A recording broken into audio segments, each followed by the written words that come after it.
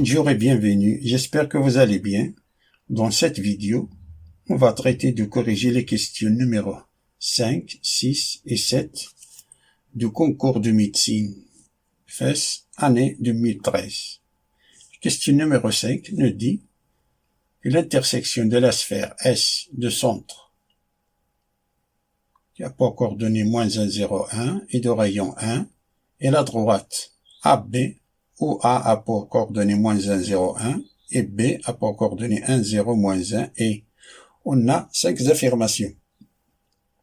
L'affirmation A, l'intersection sont 2 points. L'affirmation B, c'est un segment. L'affirmation C, c'est un demi-cercle. L'affirmation D, c'est l'ensemble vide. L'affirmation E, c'est un point. Parmi les 5 affirmations, une seule est vraie. Un petit rappel. D'abord, un petit rappel. Il faut savoir qu'une sphère n'a qu'une seule surface courbe. Une seule surface courbe. Tous les points de la surface sont équidistants du centre et que la sphère est vide à l'intérieur.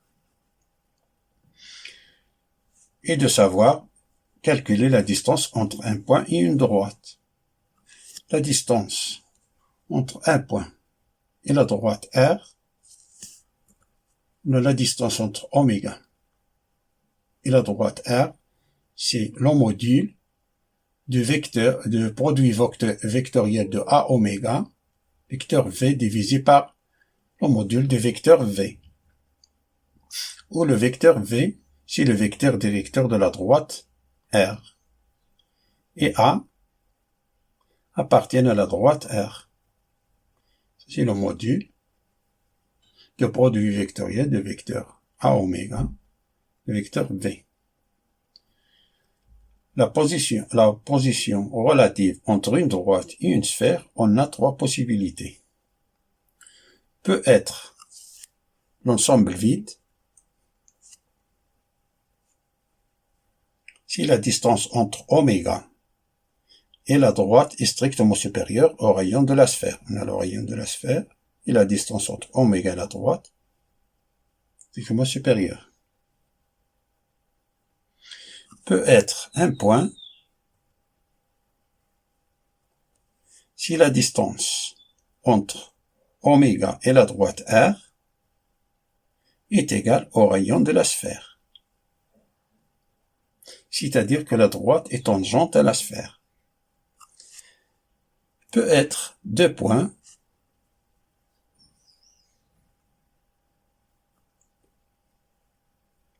si la distance entre oméga et la droite est égale à 0. Si la distance entre la droite et oméga est égale à 0, c'est-à-dire que la droite passe par le centre de la sphère, car la sphère est vide à l'intérieur. Comme il est vide à l'intérieur, c'est pour cela on a 2 points d'intersection. Et comme la sphère est vide à l'intérieur, alors l'affirmation B est fausse, qui nous dit qu'il est un segment.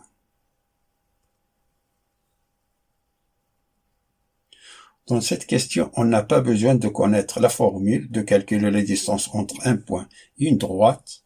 On n'a pas besoin de cette formule-là, car on remarque que le point A a pour coordonnées -1, 0, 1. Ça, et c'est le même que oméga, qui a pour coordonnées -1, 0, 1.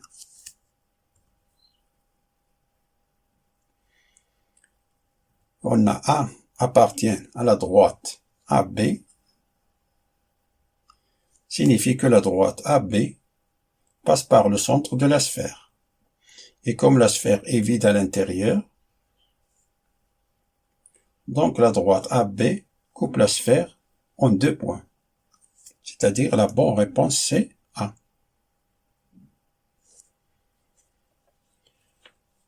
Voyons la question numéro 6.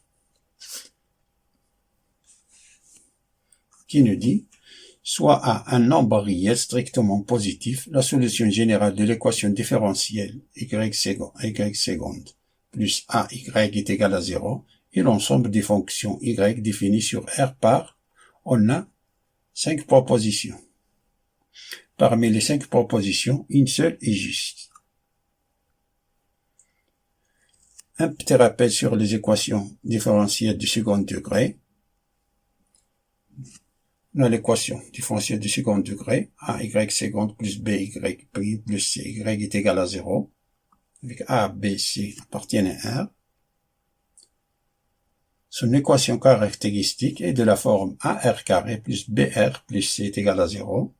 Si le discriminant de cette équation, second degré, delta est supérieur à 0, alors R est égal à R1, c'est moins B plus racine de delta divisé par 2A, et R2 est égal à moins B moins racine de delta divisé par 2A. Donc, Y, X, c'est alpha, E à la puissance R1X plus bêta, E à la puissance R2 de X, avec alpha et bêta appartiennent à R carré. Si delta est égal à 0, alors R est égal à moins B divisé par 2A. Donc, YX est égal à alpha plus bêta X, facteur de E à la puissance Rx. Avec alpha et bêta, de constantes appartenant à R carré. Si delta est inférieur à 0, alors R est égal R1 qui est égal à moins B plus I racine de moins de delta divisé par 2A, qui est égal à 1 plus I B1, R2 qui est égal à 1 moins I B1. Donc, YX, sous forme exponentielle, c'est alpha E R1X plus bêta E R2 de X avec alpha et bêta appartiennent à R carré, ou bien YX est égal à E, la puissance, la partie réelle, A1 de X, facteur de alpha cos de B1X. B1 c'est la partie imaginaire. X plus bêta, signe de B1X. C'est un petit rappel sur les équations différentielles de second degré. Passons à l'exercice. On a y seconde plus ay est égal à 0. Son équation caractéristique est 1r carré plus a est égal à 0. Ce qui veut dire que r carré est égal à moins a. Ça veut dire que moins 1 fois a. Moins 1 ce n'est que i carré fois a. Ça veut dire que R est égal plus ou moins I racine de A.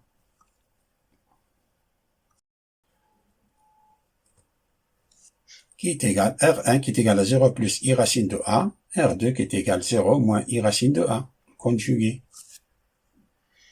Donc, YX est égal, partie réelle 0, alors E à la puissance 0x, facteur de alpha cos de racine de A, fois X plus bêta signe de racine de A, fois X avec alpha et bêta appartiennent à R carré.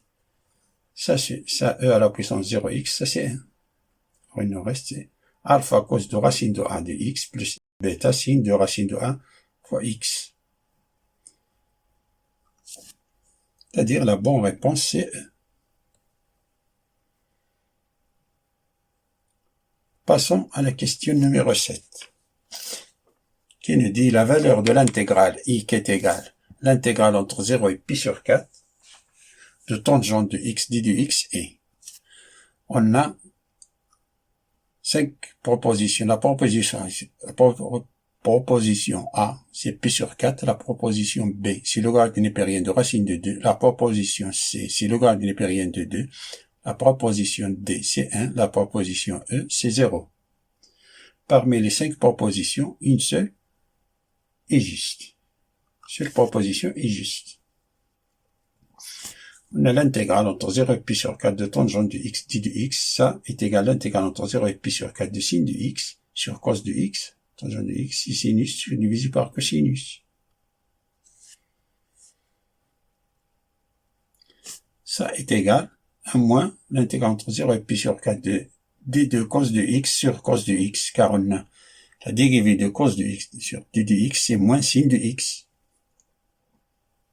C'est pour cela on a fait apparaître ici le signe négatif. C'est d de cos de x, car on a d de cos de x est égal à moins sin de x d de x.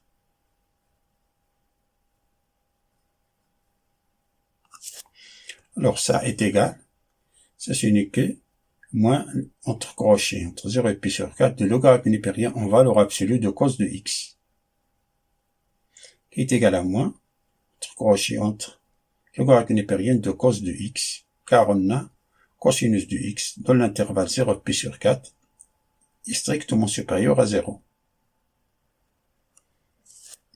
On remplace x par pi sur 4.